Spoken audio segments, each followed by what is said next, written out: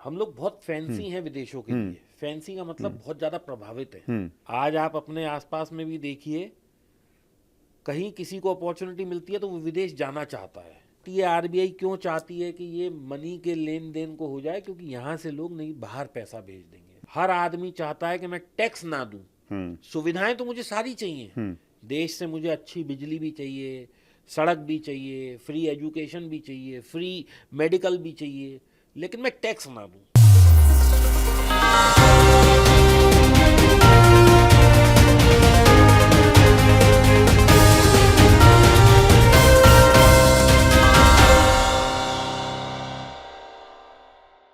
Sir एक बात बताइए, आप जो आरबीआई का की जिद है, एक स्टैंड है, ऐसे बोलेंगे कि फाइनेंशियल कंट्रोल है, फाइनेंशियल स्टेबिलिटी है, कैपिटल कंट्रोल है, या आप कहें तो एक तरह से the loss of monetary power, ये है, या आपको लगता है कि क्रिप्टो को अगर अलाउड करते रहे तो अ, ये डायरेक्ट रूपी और मॉनेटरी पॉलिसी से जुड़ा हुआ है, इसलिए आरबीआई ज़्यादा सख्ती करना, आरबीआई का ये फियर वाजिब है?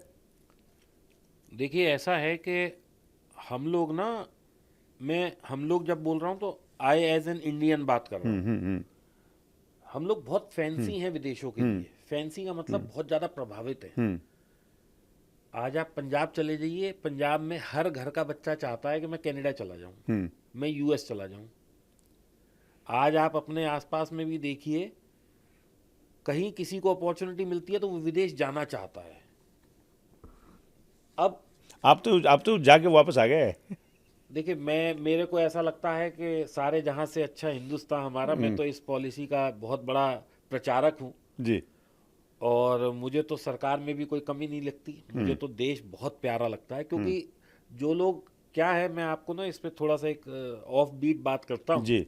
तो हाँ। मैं बता रहा हूँ कि क्यों सरकार चाहती है, आरबीआई क्यों चाहती है कि ये मनी के लेन देन को हो जाए? क्योंकि यहाँ से लोग नहीं बाहर पैसा भेज देंगे। क्योंकि यहाँ पे टैक्स अवॉइडेंस एक प्रैक्टिस बन चुकी है।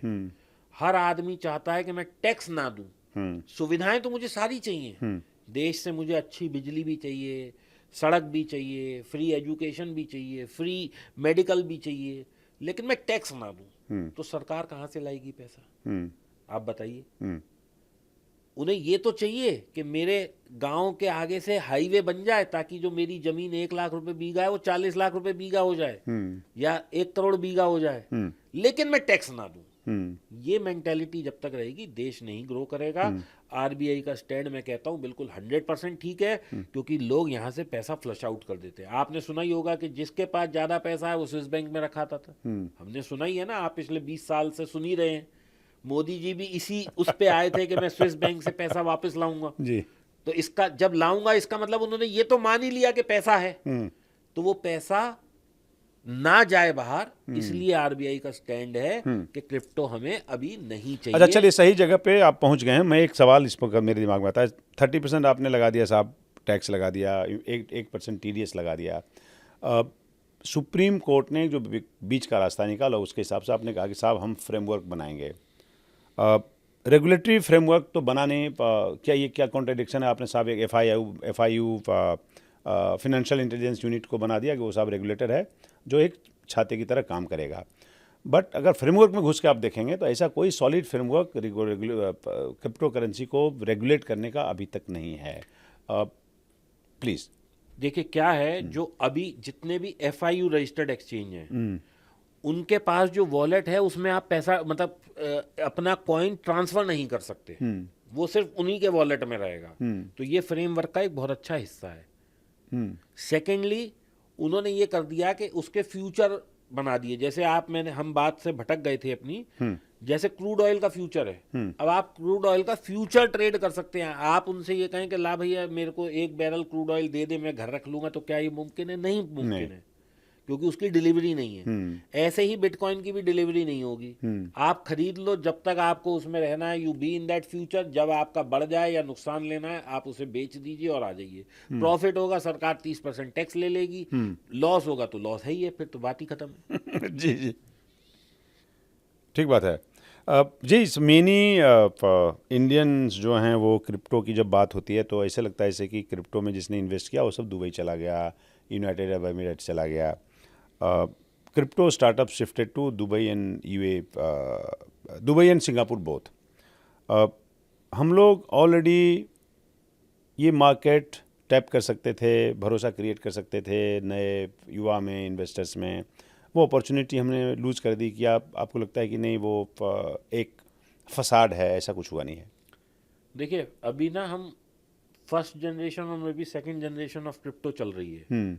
अभी तो सर आप मतलब क्रिप्टो ना शुरू हुआ है अभी। अभी क्या है कि अभी तो बहुत लंबी जर्नी है।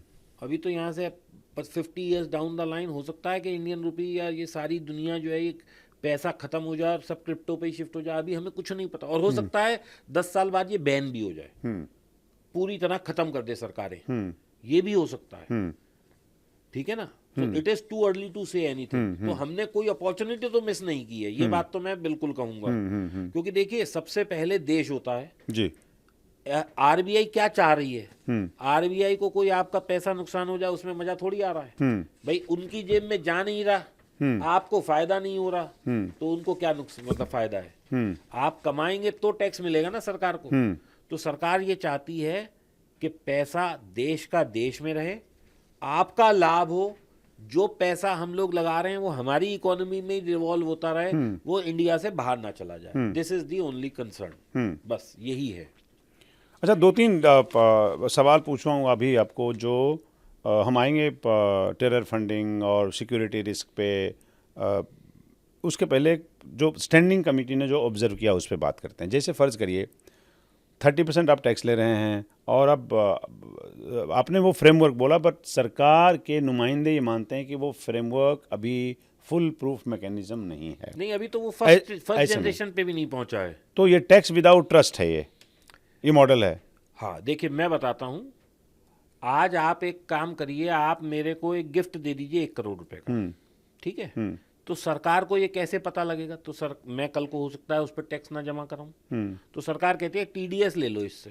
तो हमारी ये किताबों में आ गया। अब आप आज फॉर्चूनर लेने जाइए तो आपसे 1% TCS काटते हैं, यानी कि आपकी और मेरी जो ट्रांजैक्शन हुई उसमें हमने 1% हिस्सा बना दिया सरकार को जी। अब सरकार को ये पता लग गया कि इस आदमी ने गाड़ी ली थी या इस आदमी ने टैक्स दिया है, तो इसने कहीं ना कहीं क्रिप्टो में इन्वेस्टमेंट करी है।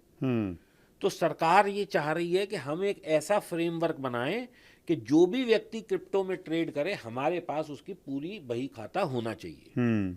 और कल को ऐसा ना हो कि वो कहीं ट्रेड करते करते हवाला शुरू कर दे, ट्रेड करते करते पैसे को बाहर भेज दे, ट्रेड करते करते अपना नुकसान करे, फायदा करे, वो एक अलग चीज है। इंडियन रुपी का ना नुकसान कर दे। अच्छा, प्रतीकात्मक भी और ट्रैक रखने में सहूलियत होगी सरकार को। देखिए, टैक्स सरकार इसलिए लेती है, या TDS या TCS जो लिया जाता है, टैक्स कलेक्टेड एट सोर्स या टैक्स डिडक्टेड एट सोर्स जो होता है, वो क्यों लिया जाता है? ताकि जो भी ट्रांजैक्शन हो रही है वो सरकार के रिकॉर्ड में आ जाए। अच्छा, उसमें वॉल्यूम नहीं होता ना सर? वॉल्यूम हो या ना हो, आज आपका 1 रुपया TDS कटा, तो सरकार को पता लग गया कि भैया इनकी 10 रुपए की ट्रांजैक्शन हुई थी, इन्होंने 1 रुपया TDS काट लिया, यानी कि अब आपको उस पर 30% टैक्स देना है या नहीं देना, वो तो हमारा इनकम टैक्स केस डिसाइड करेगा, देख लेगा वो। आपको रिफंड भी तो मिल जाएगा ना, अगर आपका टैक्स कटा है कहीं तो वो रिफंड मिल जाता है। लेकिन इसमें क्या इन्होंने गवर्नमेंट ने करा है कि कोई सेट ऑफ नहीं होगा। अगर आपका 30% कट गया तो वो आप किसी भी धंधे में, जैसे अभी क्या करते हैं, आप बिजनेस करते हैं तो आपके खर्चों के अगेंस्ट में आपकी इनकम एडजस्ट हो जाती है। इसमें कोई एडजस्टमेंट नहीं होगी, इसमें जो कट गया वो देना ही पड़ेगा।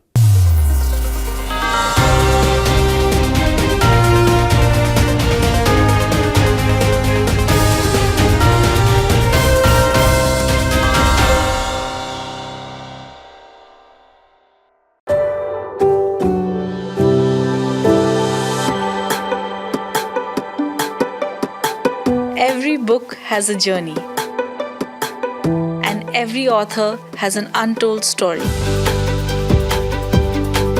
Behind every powerful book lies curiosity, courage, and countless conversations. Discover them all on Books and Banter, a Dialogus Digital original series.